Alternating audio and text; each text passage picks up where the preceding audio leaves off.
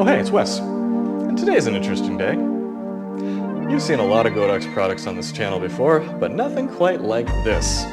It is the new Godox Lux Junior. The Lux Junior is an ultra-compact, retro-inspired flash design. This runs on a measly 2 AAA batteries. It doesn't have TTL, but it does have an auto mode where it tries to decide for itself what you're going for.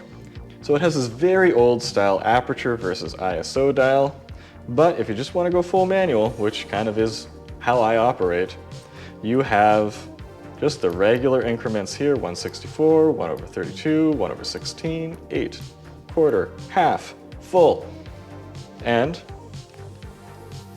a little test fire button here. As you can see though, at full power, this takes a long time to cycle, which is to be expected because we just have little AAA batteries and this thing is tiny.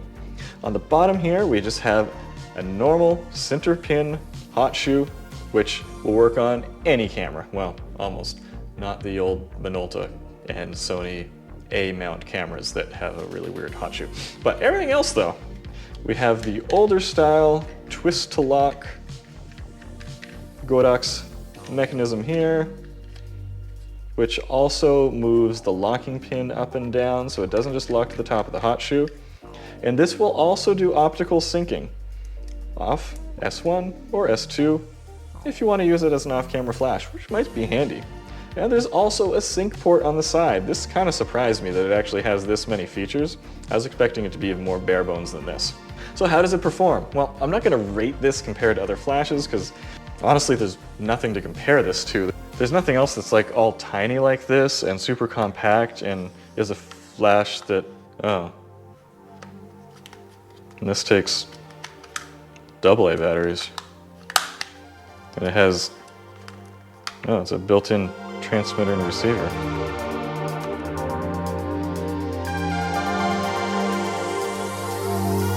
But anyway, this is a very unique flash that, no one's ever made a tiny flash like this before. Let's look at some photos.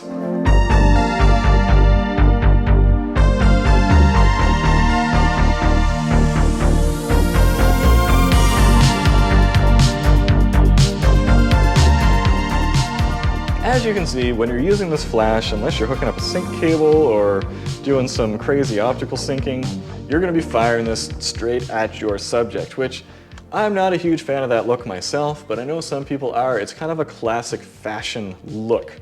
It's hard light, it's very avant-garde, it's kind of runway, it's kind of fashion model.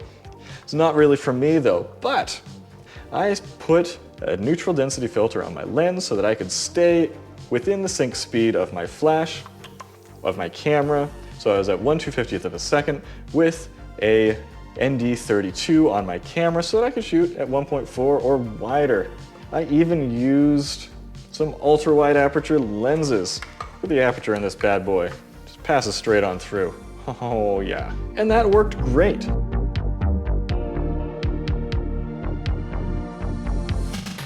Even though this doesn't have a ton of power, it is focused with our Fresnel lens on the front here. So most of the time in bright sunlight, this was at like 3 p.m.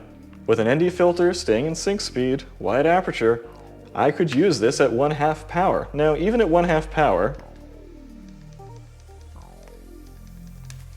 you're still shooting pretty slowly. And again, that's to be expected. Now, there is a Lux Senior, a larger version of this. It's cool, it folds out, it's a transformer, but it's not as nice and compact as this little dude is right here.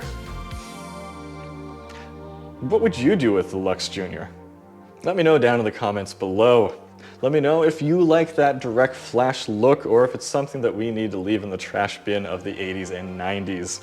But for me, this is a fun little flash. It is so small, so compact, and so cheap.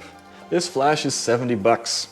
Now, it's not the cheapest flash in the world, but if we compare it to this other tiny flash right here, the Lightpix Labs Flash Q X20, which does have more features, but this thing is 150 bucks. It costs twice as much as the Lux Junior. So you are getting what you pay for here, possibly more. The only issue that I have with this is that they're using AAA batteries.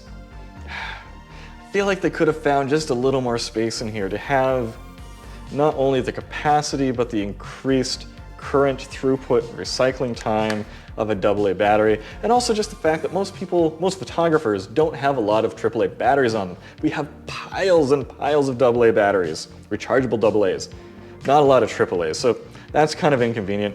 And honestly, that's the only huge downside I see from this. You wouldn't expect HSS. You'd have almost no power left if you did that.